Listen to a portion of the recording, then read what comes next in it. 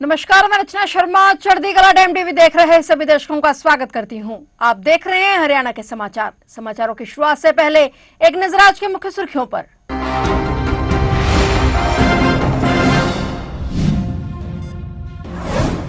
संत कबीर जी का 628वां प्रकट दिवस। लुधियाना में आयोजित सम्मेलन में पहुंचे सीएम नायब सिंह सैनी। सीएम ने संत श्रोमणी कबीरदास जी को किया नमन।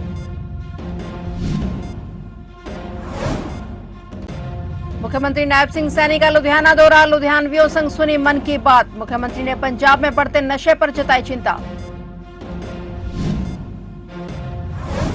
हरियाणा सीएम ने सुलझाया उत्तराखंड पंजाब निहंग विवाद। पॉलिटिकल एडवाइजर को बातचीत के लिए भेजा। मारपीट केस में आज रिहाई। चंडीगढ़ में निहंगों से सीएम नायब सैनी ने की थी मुलाकात।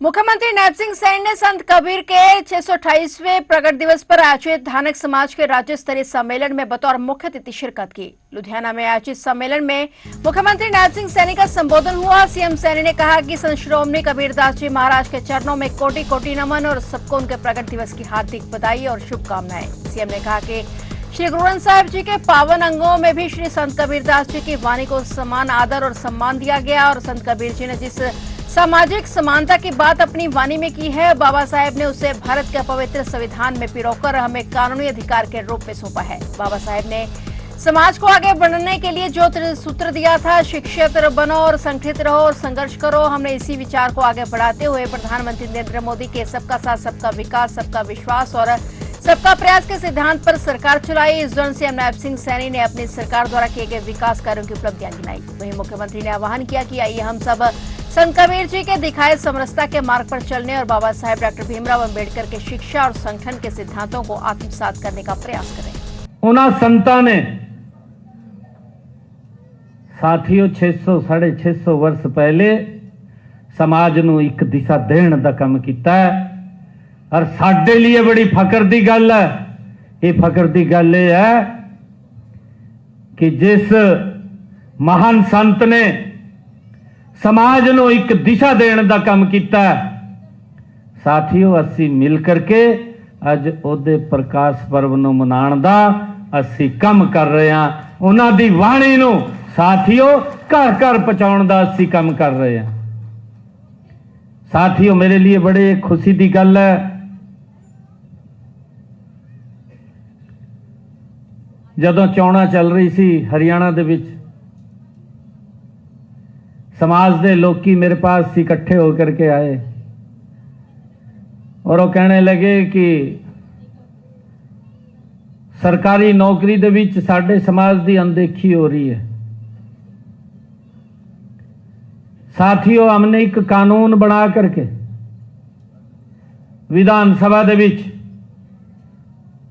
छोटे छोटे बच्चे सी, मैं एक मंच ते मेरा कार्यक्रम सी, मैं बोल रहा सी, वो 10 किलोमीटर ते पैदल चल के उस कार्यक्रम में शामिल हुए। कार्यक्रम चल रहा विधान सभा दा, चोणां चल रही सी और जदों वो मंच ते आगे आ करके उन्होंने बड़े जोर दे नाल, वो रुके नहीं, लगातार 20-25 मिनट वो नारे लगाते रहे। तो मैं मंच ते घोषणा की, मैंने कहा कि 8 तारीख को जदों रिजल्ट आऊगा मैं इसनूं लागू कर दूंगा। मैंने गल की थी। और साथियों मेरे लिए बड़े फकर की गल है, पहली जिहड़ी भर्ती हरियाणा पुलिस की निकली उसका रिजल्ट आया अपने विधान सभा चुनाव के बाद।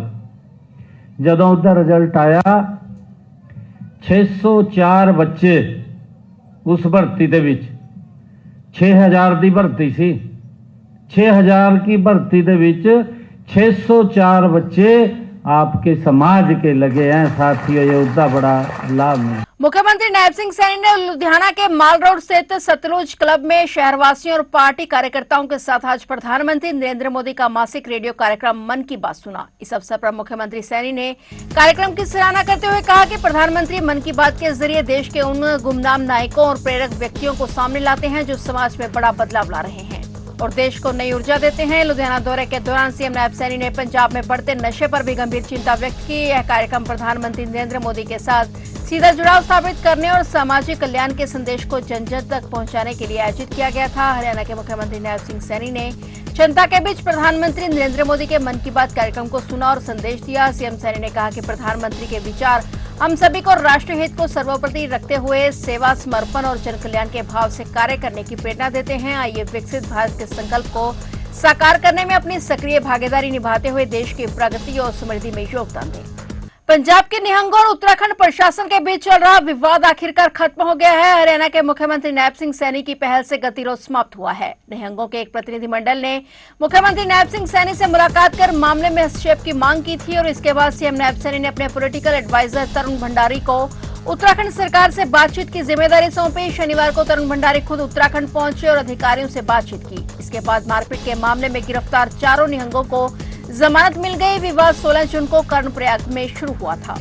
हरियाणा के मुख्यमंत्री नायब सिंह सैनी ने निर्देश दिए हैं कि प्रदेश के सरकारी स्कूलों की खस्ताहाल बिल्डिंग को गिराकर नई बिल्डिंग का निर्माण किया जाए। नए बनने वाले भवन और न सिर्फ आकर्षक हों, साथ ही यह वर्टिकल रूप में हो। बाकी जगह का इस्तेमाल बच्चों के लिए प्लेग्राउंड के रूप में हो और इसके साथ ही शिक्षा विभाग को सख्त रियायत दी कि गर्मियों की छुट्टियां खत्म होने के बाद प्रदेश के किसी भी खस्ताहाल बिल्डिंग में बच्चों की क्लास न लगे। उन्हें आसपास में सरकारी भवन या दूसरे स्कूलों में तब तक शिफ्ट किया जाए जब तक नए भवन का निर्माण नहीं हो जाता है। इसके लिए टेंडर प्रक्रिया भी जल्द शुरू करने के निर्देश दिए। मुख्यमंत्री सैनी हरियाणा निवास में सीएम जीजीए तथा वरिष्ठ अधिकारियों की बैठक की अध्यक्षता कर रहे थे। इस दौरान मुख्यमंत्री सुशासन सहयोगी ने प्रदेश के अलग अलग स्कूलों और जल परियोजनाओं का अवलोकन करने के बाद अपनी रिपोर्ट मुख्यमंत्री के समक्ष प्रस्तुत की थी। मुख्यमंत्री ने शिक्षा विभाग के अधिकारियों को निर्देश दिए कि स्कूलों में उपलब्ध साइंस लैब, कंप्यूटर लैब और अन्य सुविधाएं बच्चों को सुचारू रूप से मिलनी चाहिए। मुख्यमंत्री ने अधिकारियों को स्कूलों में ड्यूल डेस्क जल्द ही उपलब्ध करवाने की भी बात कही।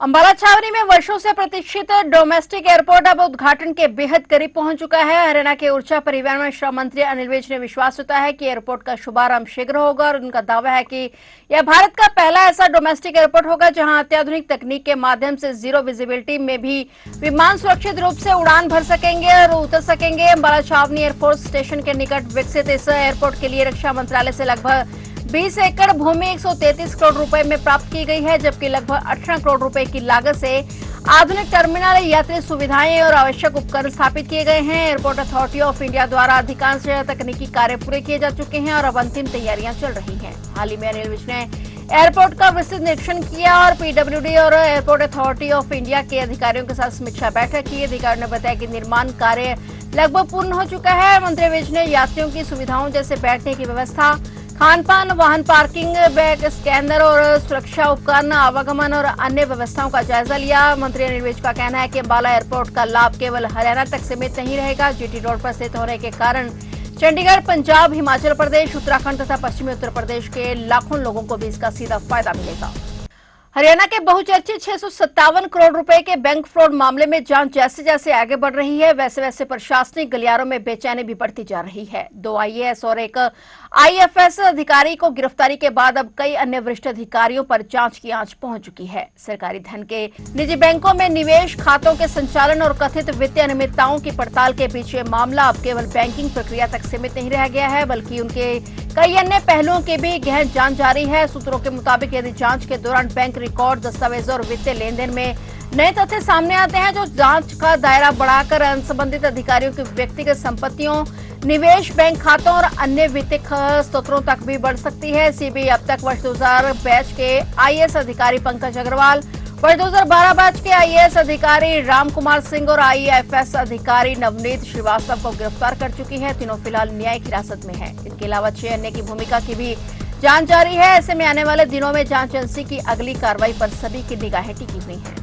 हरियाणा के शिक्षा मंत्री महिपाल ढांडा ने भारतीय जनता पार्टी के राष्ट्रीय अध्यक्ष नितिन नवीन से शिष्टाचार भेंट कर संगठन, राष्ट्रीय हित और जनसेवा से जुड़े विभिन्न समसामयिक विषयों पर विस्तृत चर्चा की। इस दौरान संगठन की ओर से अधिक सशक्त बनाने, सरकार की जन कल्याणकारी योजनाओं को अंतिम व्यक्ति तक प्रभावी ढंग से पहुंचाने और राष्ट्र निर्माण में कार्यकर्ताओं की भूमिका जैसे विषयों पर विचार विमर्श हुआ। और भेंट के बाद शिक्षा मंत्री महिपाल ढांडा ने बताया कि राष्ट्रीय अध्यक्ष नितिन नवीन का सरल व्यक्तित्व, कुशल संगठनात्मक नेतृत्व और राष्ट्र के प्रति उनका समर्पण प्रत्येक कार्यकर्ता के लिए प्रेरणा का स्रोत है। उन्होंने कहा कि राष्ट्रीय अध्यक्ष से प्राप्त आत्मीय मार्गदर्शन और शुभकामनाएं उन्हें जनसेवा के कार्यों को और अधिक समर्पण और ऊर्जा के साथ आगे बढ़ाने की प्रेरणा देंगी। और शिक्षा मंत्री ने कहा कि प्रधानमंत्री नरेंद्र मोदी के गतिशील और दूरदर्शी नेतृत्व में भारत ने पिछले 12 वर्षों में वैश्विक स्तर पर अपनी अलग पहचान स्थापित की है। एनईपी पे हम लोग अपना काम कर रहे हैं। मैंने अधिकारियों को सख्त निर्देश दिए कि इस पर जितना जल्दी हो सके, चाहे तकनीक शिक्षा की बात हो, चाहे हायर की बात हो,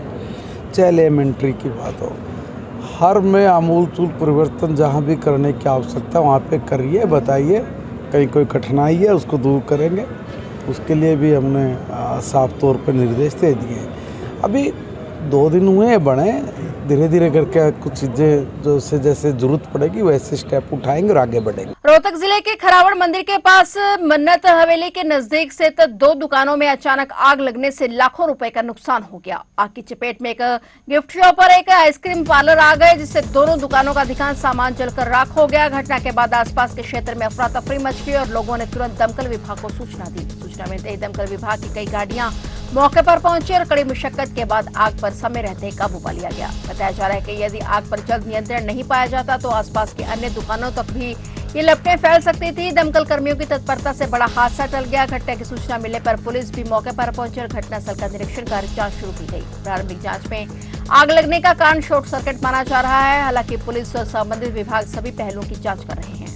यमुनानगर के जटलाना में हिमाचल बिजली निगम के सेवानिवृत्त सुपरिटेंडेंट ने इंजीनियर जगदीश बंसल हत्याकांड में बड़ा घटनाक्रम सामने आया है। पुलिस जब रिमांड पर चल रहे आरोपी अजय को निशानदेही के लिए घटनास्थल पर लेकर पहुंची तो उसने छत से कूदकर फरार होने की कोशिश की। इस दौरान उसकी टांग में फ्रैक्चर हो गया और घायल आरोपी को पुलिस ने तुरंत सिविल अस्पताल में भर्ती कराया। फिलहाल आरोपी पुलिस रिमांड पर है और मामले की जाँच जारी है। थाना में मुख्य आरोपी था जो अजय, इसको पुलिस रिमांड पे हमारे पास हत्या मुख्य आरोपी है।